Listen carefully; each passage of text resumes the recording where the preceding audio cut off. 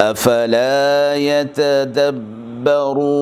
القرآن ام على قلوب اقفالها، تو کیا یہ لوگ قرآن میں غور نہیں کرتے یا دلوں پر قفل لگ رہے ہیں؟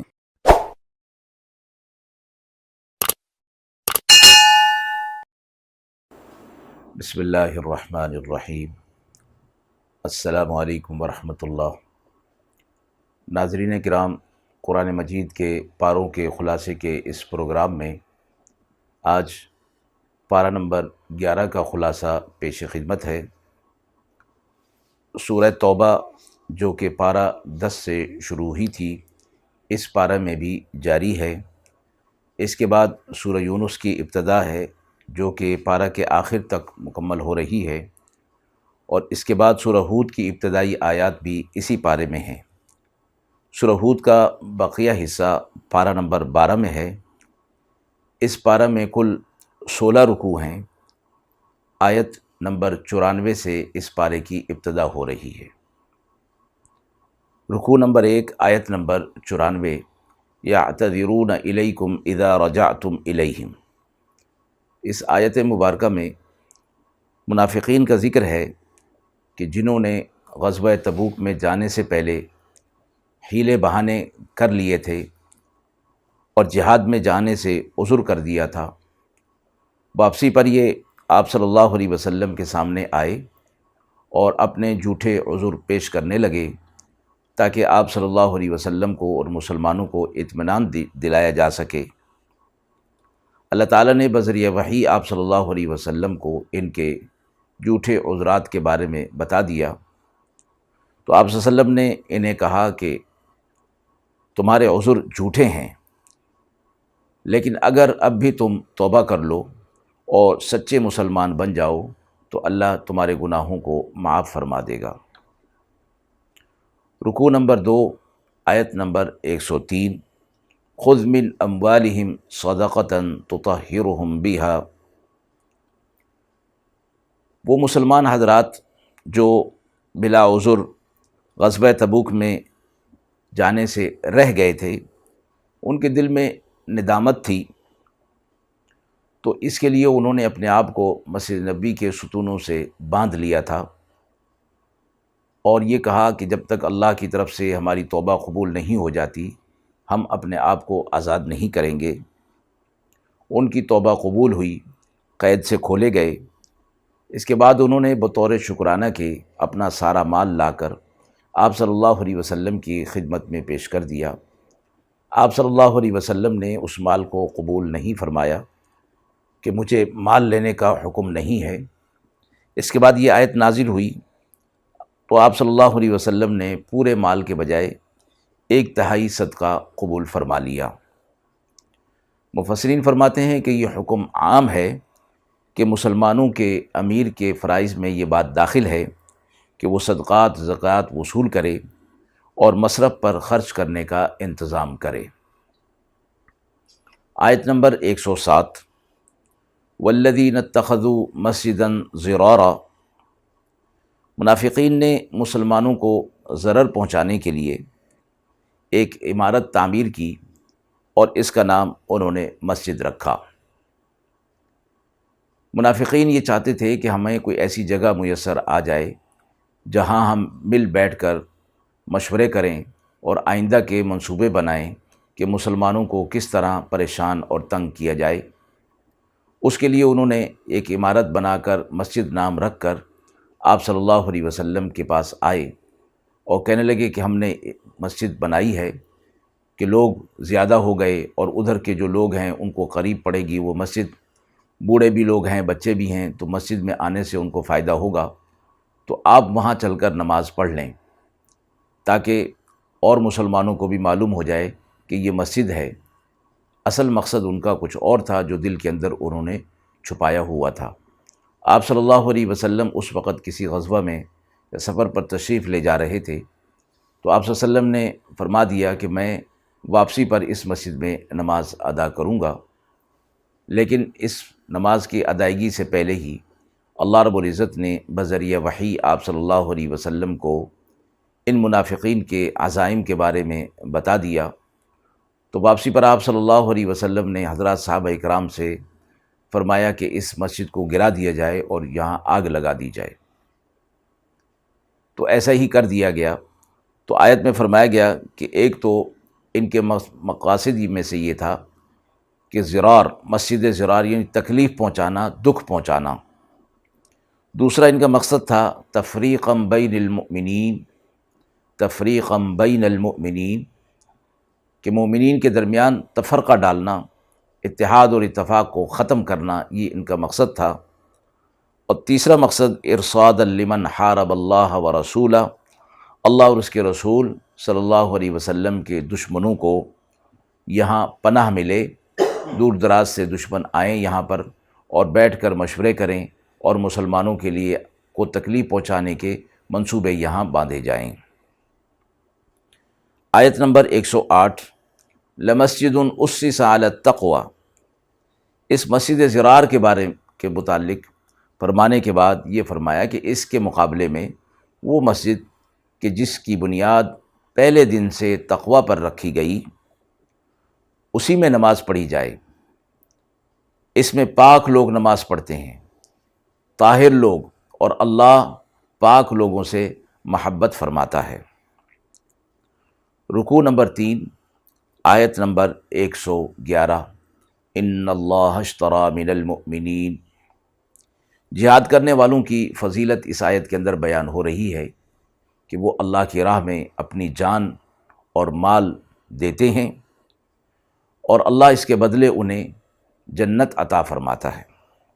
اور جہاد کے حکم کے بارے میں فرمایا کہ یہ پچھلی کتابوں میں بھی، پچھلی شریعتوں میں بھی یہ جہاد موجود تھا، اور اس میں جو ایک اسلوب اور ترتیب بیان کی گئی، معاملہ بیع کا فرمایا گیا، لین دین، خرید و فروخت کہ جس میں نفع ہوتا ہے، وہ نفع کا سودا ہوتا ہے، تو فرمایا گیا کہ مومنین کے لیے یہ بھی ایک نفع کا سودا ہے کہ فانی چیز یعنی مال اور جان جو کہ ختم ہونے والا ہے، یہ اللہ کی رضا، اللہ کے قرب اور اللہ کے کلمے کی سربلندی کے لیے دیا جائے، تو اس کے بدلے میں اللہ رب العزت انہیں دائمی چیز، نہ ختم ہونے والی چیز یعنی اپنی رضا اور ثواب اللہ رب العزت انہیں عطا فرمائیں گے۔ پھر اللہ رب العزت نے یہ وعدہ تورات انجیل میں بھی فرمایا تھا اور اس قرآن میں بھی یہ وعدہ فرمایا ہے، تو اللہ رب العزت سے بڑھ کر اپنے وعدے کو پورا کرنے والا کون ہو سکتا ہے؟ تو اہل ایمان جن کو یہ خوشخبری دی گئی، یہ بشارت دی گئی، انہیں چاہیے کہ وہ اس پر خوش ہو جائیں کہ اللہ نے ان کے ساتھ یہ معاملہ کیا ہے جو دائمی فائدہ ہے اور ہمیشہ ہمیشہ کی کامیابی اس کے اندر رکھی گئی ہے، یہ بڑی اور عظیم کامیابی ہے۔ رکوع نمبر 4، آیت نمبر 119، یا ایھا الذین آمنوا اتقوا اللہ وکونوا مع الصادقین، اہل ایمان کو فرمایا گیا کہ وہ تقوی اختیار کریں، اور تقوی حاصل کرنے، تقوی اختیار کرنے کا طریقہ یہ ہے کہ سچے لوگوں کے ساتھ جڑ جائیں، سچ بولنے والے، امانت دار اور ایک دوسرے کے حقوق کا خیال رکھنے والے، ایسے لوگوں کے ساتھ جب یہ جڑ جائیں گے، مل جائیں گے اور ایسے لوگوں کی صحبت اختیار کریں گے تو تقوی ان کے اندر پیدا ہوگا۔ آیت نمبر 122، وَمَا كَانَ الْمُؤْمِنُونَ لِيَنْفِرُوا كَافَّةً، مومنین میں ایسا نہ ہو کہ سب کے سب جہاد کے لیے چلے جائیں، بلکہ ایک جماعت ان میں ایسی بھی ہونی چاہیے جو دین کی سمجھ بوجھ حاصل کرے۔ اس لیے علم دین کا حاصل کرنا اس حوالے سے فرض ہوگا کہ جب اور کوئی حاصل نہیں کر رہا، جب ایک جماعت یہ فریضہ یعنی دین کی سمجھ بوجھ کا حاصل کر لے تو بقیہ مسلمانوں پر یہ دین کا علم فرض کفایہ ہو جائے گا۔ آیت نمبر 5، رکوع نمبر 5، آیت نمبر 128، لقد جاءکم رسول من انفسکم آپ صلی اللہ علیہ وسلم کے لیے فرمایا گیا کہ تمہارے پاس ایک رسول آ گیا جو مسلمانوں پر، مومنین پر شفیق ہے، حد درجہ شفقت فرمانے والا ہے۔ اس کے بعد سورہ یونس کی ابتدا ہے، یہ سورت مکی ہے، رکوع نمبر 6 آیت نمبر 7، ان الذین لا یرجون لقاءنا، بے شک وہ لوگ کہ جو ہم سے ملاقات کی امید نہیں رکھتے اور دنیا کی زندگی پر ہی مطمئن ہو کر بیٹھ گئے ہیں، ایسے لوگ آخرت کی طرف سے غافل ہیں۔ اللہ فرما رہے ہیں کہ قیامت کے دن بہرحال مجھ سے ملاقات ہونی ہے، لیکن دنیا کے اندر رہتے ہوئے ایسے لوگ ہیں کہ جو اس ملاقات کا انکار کرتے ہیں، عقیدتاً انکار کیا تو دائرہ اسلام سے خارج، اور عملاً انکار کیا تو گناہ گار۔ اور فرمایا کہ یہ کیوں ہو رہا ہے کہ وَرَضُوا بِالْحَيَاةِ الدُّنْيَا وَاطْمَأَنُّوا بِهَا، دنیا کی زندگی پر یہ راضی ہو گئے اور اسی پر ہی ان کو اطمینان ہو گیا کہ یہ دنیا کی زندگی ہی سب کچھ ہے اور آخرت کچھ نہیں، اپنے اعمال کی جواب دہی کچھ نہیں۔ تو جب مال کی محبت، دنیا کی محبت آ جائے گی تو آخرت سے غفلت تو ہونی ہے، کیونکہ یہ چیزیں آخرت سے غافل کرنے والی ہیں۔ لہذا آیت کے حوالے سے یہ سبق دیا جا رہا ہے کہ آخرت کو مد نظر رکھا جائے اور دنیا کے پیچھے اور دنیا کی مال و متاع کے پیچھے نہ پڑا جائے۔ رکوع نمبر 7 آیت نمبر 12، وَإِذَا مَسَّ الْإِنسَانَ ضُرٌّ دَعَانَا لِجَنبِهِ أَوْ قَاعِدًا أَوْ قَائِمًا، انسان کی ایک فطری اور ایک عادت کے متعلق بتایا گیا، جب انسان کو کوئی تکلیف پہنچتی ہے، جب ہماری طرف سے اس کو تکلیف پہنچتی ہے تو یہ اٹھتے بیٹھتے پہلو کے بل ہمیں پکارتا ہے تاکہ وہ مشکل اور پریشانی دور ہو جائے۔ پھر جب ہم اس کی تکلیف کو دور کر دیتے ہیں، فَلَمَّا كَشَفْنَا عَنْهُ ضُرَّهُ مَرَّ كَأَن لَّمْ يَدْعُنَا إِلَىٰ ضُرٍّ مَّسَّهُ، تو وہ ایسے ہو جاتا ہے جیسے اس نے تکلیف میں ہمیں پکارا ہی نہیں تھا۔ تو انسان کی اس کیفیت کو سامنے رکھ کر اللہ کی طرف سے یہ ہدایت اور تاکید کی جا رہی ہے کہ ہر حال میں اللہ کی طرف رجوع ہونا چاہیے، مشکل میں بھی اور فراخی میں بھی اللہ کو یاد کرنا چاہیے، اور جب اللہ فراخی دے دے، مشکل کو دور کر دے، تو پھر اللہ کو بھلانا نہیں چاہیے بلکہ اللہ کے ساتھ رجوع اور تعلق بڑھا دینا چاہیے۔ رکوع نمبر 8 آیت نمبر 33، انما بغیکم علی انفسکم، تم جو ظلم کر رہے ہو اس ظلم کا وبال تمہارے اوپر ہی آنے والا ہے۔ اور فرمایا کہ ظلم کا وبال یقینی ہے، آخرت سے پہلے اس دنیا میں بھی بھگتنا پڑتا ہے، اس کے اثرات اللہ رب العزت زندگی کے اندر دیتے ہیں۔ حدیث مبارکہ میں فرمایا گیا کہ اللہ تعالیٰ صلہ رحمی اور احسان کا بدلہ آخرت سے پہلے دنیا میں بھی عطا فرما دیتا ہے اور اس کی برکات نظر آنے لگتی ہیں۔ اسی طرح قطع رحمی اور ظلم جو کرتا ہے اس کا بدلہ بھی اس دنیا میں بھگتنا پڑتا ہے، اور آخرت کا جو عذاب ہے وہ اس کے علاوہ ہے۔ لہذا فرمایا کہ قطع رحمی ہرگز نہیں ہونی چاہیے اور ظلم کسی کے ساتھ ہرگز نہیں ہونا چاہیے۔ آپ صلی اللہ علیہ وسلم نے فرمایا تمہیں چاہیے کہ تم ظالم کی مدد کرو۔ صحابہ اکرام نے فرمایا اللہ کے رسول صلی اللہ علیہ وسلم، مظلوم کی مدد تو سمجھ میں آتی ہے، ظالم کی مدد کیسے؟ آپ صلی اللہ علیہ وسلم فرمایا کہ اس کو ظلم سے روک دو، تو یہ تمہارے لیے، اس کے لیے تمہاری طرف سے ایک مدد ہوگی۔ رکوع نمبر 9 آیت نمبر 38، قُلْ فَأْتُوا بِسُورَةٍ مِّثْلِهِ، قرآن کے لیے مشرکین منافقین کہا کرتے تھے کہ نعوذ باللہ یہ کلام اللہ کا نہیں، محمد صلی اللہ علیہ وسلم کا کلام ہے۔ تو جواب دیا گیا کہ تم اس جیسی کوئی ایک صورت لا کر دکھا دو، اور اس کام کے لیے جس کی تم مدد لینا چاہتے ہو وہ لے لو، لیکن وہ جس طرح اہل زبان تھے اہل عرب، جس طرح اس وقت وہ عاجز رہے اور پیش نہیں کر سکے، یہ ان کا عجز قیامت تک باقی رہنے والا ہے، کیونکہ قرآن اللہ کا کلام ہے، انسانی کلام ہے ہی نہیں۔ ہر دور کے اندر کوشش کی گئی اور اس کا جواب دینے کی کوشش کی گئی، لیکن کوئی کامیاب نہیں ہو سکا اور نہ قیامت تک کوئی کامیاب ہو سکتا ہے۔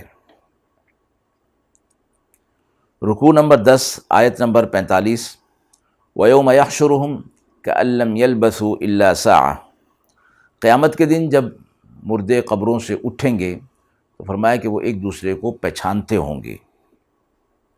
بعد میں قیامت کے ہولناک مناظر اور حالات جب سامنے آئیں گے تو پھر ایک دوسرے کی پہچان ختم ہو جائے گی۔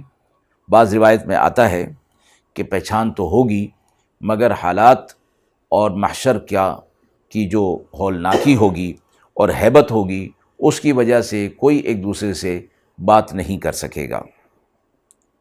رکوع نمبر 11، آیت نمبر 57، یا ایھا الناس قد جاءتکم موعظۃ من ربکم، انسانیت کے لیے اللہ رب العزت کی طرف سے ایک عظیم نعمت آ گئی، اور وہ عظیم نعمت قرآن ہے۔ یہ قرآن کے لیے فرمایا کہ یہ موعظہ ہے، نصیحت ہے، اور شفاء لما فی الصدور ہے، سینوں کے اندر جو بیماریاں ہوتی ہیں اس کی شفا ہے۔ در حقیقت ہر بیماری کی شفا ہے، اور ہدایت ہے اور رحمت ہے اہل ایمان کے لیے۔ قرآن مجید کی خصوصیات اس آیت مبارکہ کے اندر فرمائی گئیں، اور خطاب اہل ایمان کو نہیں، پوری انسانیت کو ہے۔ یا ایھا الناس کے خطاب کے ساتھ پوری انسانیت اس کے اندر آ جاتی ہے۔ مفسرین فرماتے ہیں اس خطاب کے اس اسلوب سے اور ترتیب سے یہ بات معلوم ہو گئی کہ قرآن کا پیغام، قرآن کا ہدایت ہونا یہ ساری انسانیت کے لیے ہے۔ اس سے فائدہ البتہ وہی اٹھائیں گے جو مومن ہوں گے۔ آیت کے آخر میں فرمایا گیا ھدی ورحمۃ للمؤمنین، ویسے پیغام پوری انسانیت کے لیے، لیکن اس سے فائدہ اہل ایمان ہی اٹھائیں گے۔ آیت 58، اسی کے آگے اسی آیت کے حوالے سے فرمایا گیا قل بفضل اللہ وبرحمتہ، آپ کہہ دیجئے کہ اللہ کا یہ فضل ہے، اور اس اللہ کے فضل اور رحمت ہی کو اصل خوشی کی چیز سمجھنا چاہیے، اور دل میں خوش ہونا چاہیے کہ اللہ نے اپنے فضل سے ایک موعظہ، شفاء لما فی الصدور، ہدایت اور رحمت ہمیں عطا فرما دی ہے۔